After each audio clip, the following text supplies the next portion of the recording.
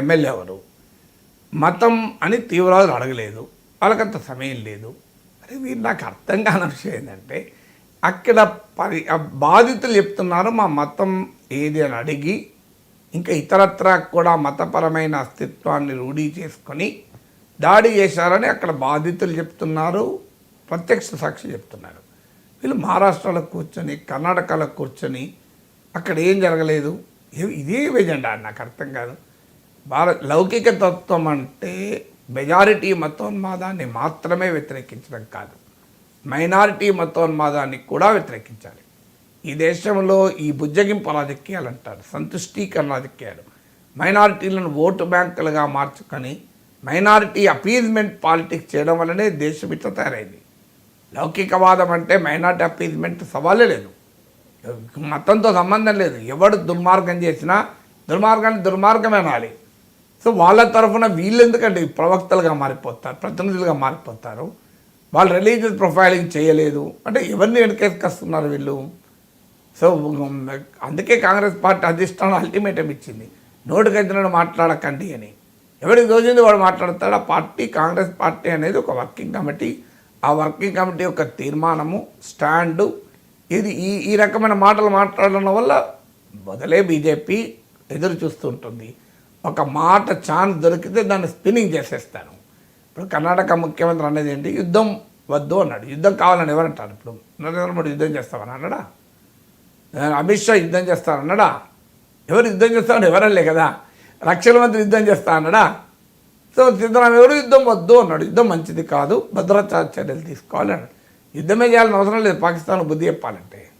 ఇప్పుడు పుల్వామా దాడుల తర్వాత యుద్ధం చేసిందా భారతదేశం? నరేంద్ర మోడీ ప్రభుత్వం ఉంది కదా. పుల్వామా దాడుల తర్వాత ఎందుకు యుద్ధం చేయలేదు పాకిస్తాన్తో?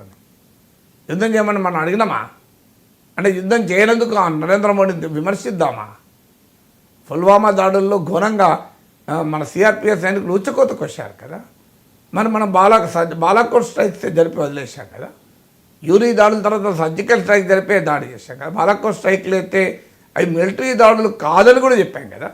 మరి యుద్ధం ఎందుకు చేయలేదు నరేంద్ర మోడీ ప్రభుత్వం? యుద్ధం చాలా గొప్ప కార్యం అయితే మరి మోడీ ప్రభుత్వం పుల్వామా అప్పుడే చేసింటే అసలు ఇది కూడా జరిగేది కాదు కదా, పైలుగా పని అయిపోయేది కదా.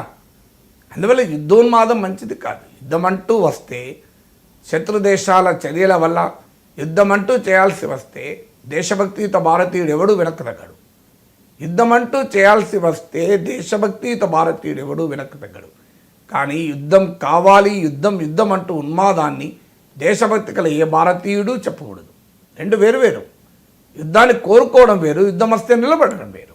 యుద్ధాన్ని మనం కోరుకోం, ఎట్టి పరిస్థితిలో కోరుకోం. కానీ యుద్ధం అంటూ వస్తే ఎట్టి పరిస్థితిలో భయపడం. ఈ రెండు వేరు వేరు కదా. సో అందువల్ల యుద్ధోన్మాదం మంచిది కాదు. యుద్ధోన్మాదం చేసేవాడు సోషల్ మీడియాలో పండుకుంటాడు, బార్డర్ దగ్గర కూడా పోడు, అసలు దూరం బయటికి కూడా రాడు. నిజంగా నీకు అంత ధైర్యం ఉంటే యుద్ధం కోరుకున్నవాడు వెళ్ళి ఒక 2 రోజులు యుద్ధం చేసిరా, సరే అది మీ దగ్గరికి పోయి. ఎందుకు చేయవు కహానీలు సోషల్ మీడియాలో ఎందుకు?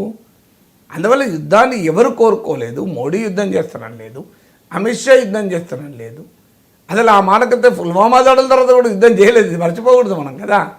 అది నరేంద్ర మోడీ బలహీనతగా చెప్దామా? అందువల్ల యుద్ధం అనే కాంటెక్స్ట్ వేరు. కానీ మీకు మతం అనే వాళ్ళు అడగలేదు, మనం ఎవరండి చెప్పేది? వాడు అడిగాడని చెప్పి ఆ బాధ్యతలు చెప్తుంటే అడగలేదని ఇక్కడ కూర్చొని చెప్తారా అండి? ఎవరి ఎజెండాను మోస్తున్నారు మీరు? అందువల్ల ఖచ్చితంగా దానిపైన విమర్శలు తీవ్రంగా వచ్చాయి. కాంగ్రెస్ పార్టీకి ఉన్న ఛాలెంజ్ ఏంటంటే ఆ పార్టీకి నష్టం చేసేవాళ్ళు ఆ పార్టీలోనే కోకళ్ళుగా దొరుకుతారు. అందుకే కాంగ్రెస్ పార్టీని వేరే పార్టీలు ఓడించాల్సిన అవసరం లేదు.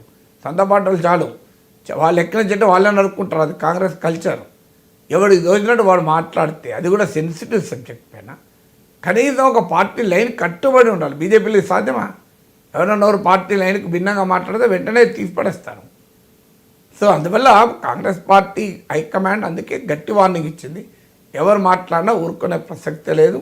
కాంగ్రెస్ అధికారిక వైఖరి అఖిలపక్ష మీటింగ్లో చెప్పాం, ఇది పాకిస్తాన్ దుశ్చర్య, దీన్ని భారతీయులు అందరూ ఖండించాల్సిందే. కేంద్ర ప్రభుత్వం తీసుకునే ప్రతి చర్యకు మేము మద్దతు ఇస్తాం అని కాంగ్రెస్ పార్టీ ప్రకటించింది. That is Congress party stand final. ఇక ఎవడు దోచింది వాడు అక్కడ ఉండి చూసినట్లు ఎవరికో ప్రతినిధులుగా మారి వ్యాఖ్యానించడం, ఏదో ఓటు బ్యాంకులు దృష్టిలో పెట్టుకొని మాట్లాడడం ఇంతకన్నా దుర్మార్గం ఇంకోటి ఉంటుందా? అండ్ పాక్ ఆక్యుపైడ్ కాశ్మీర్లో ఒక 42 ఉగ్రస్థావరాలని భారత ఆర్మీ గుర్తించిందట సార్. సో ఈ దాడులతో మాకు సంబంధం లేదు అని చెప్పుకునే పాకిస్తాన్ ఇప్పుడు అంటే పాకిస్తాన్ ఆర్మీ ఆ ఉగ్రవాదులకు రక్షణగా నిలబడి వాళ్ళను సరిహద్దులు దాటిస్తోందట సార్. అంటే సరిహద్దుల్లో ఉంటే అటాక్ జరగవచ్చు, సర్జికల్ స్ట్రైక్ జరిగితే వాళ్ళంతా చనిపోతారు కదా సార్.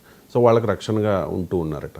ఏమంటారు? అంటే దాడి జరగడానికి సరిహద్దుల్లో ఉండాల్సిన అవసరం లేదు. ఇప్పుడు ఖైబర్ పఖ్తూన్ఖ్వా రాష్ట్రంలో ఉన్న బాలాకోట్కి వెళ్ళి మన వాళ్ళు దాడి చేయలేదా?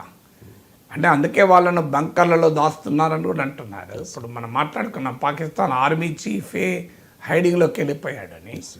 అంటే ఒకటి మాత్రం పాకిస్తాన్ కూడా అర్థమైంది, ఇండియా అయితే ఊరుకోదు, భారతదేశం ఊరుకోదు. నరేంద్ర మోడీ ప్రభుత్వం ఒక పబ్లిక్ ఎక్స్పెక్టేషన్స్ పెరిగి ఉన్నాయి. బాలాకోట్ చర్యల తర్వాత ఆటోమేటిక్గా ప్రతి భారతీయుడు కోరుకునేది, ఆశించేది నరేంద్ర మోడీ ఖచ్చితంగా ఇంకా బలమైన చర్య తీసుకుంటాడు అని. ఇది దేశ ప్రజలందరూ విశ్వసిస్తున్నారు. దేశంలో ఉన్న అన్ని రాజకీయ పార్టీలు బ్లాంక్ చెక్ ఇచ్చి అఖిలపక్షానికి వెళ్ళి మీరు ఏ చర్య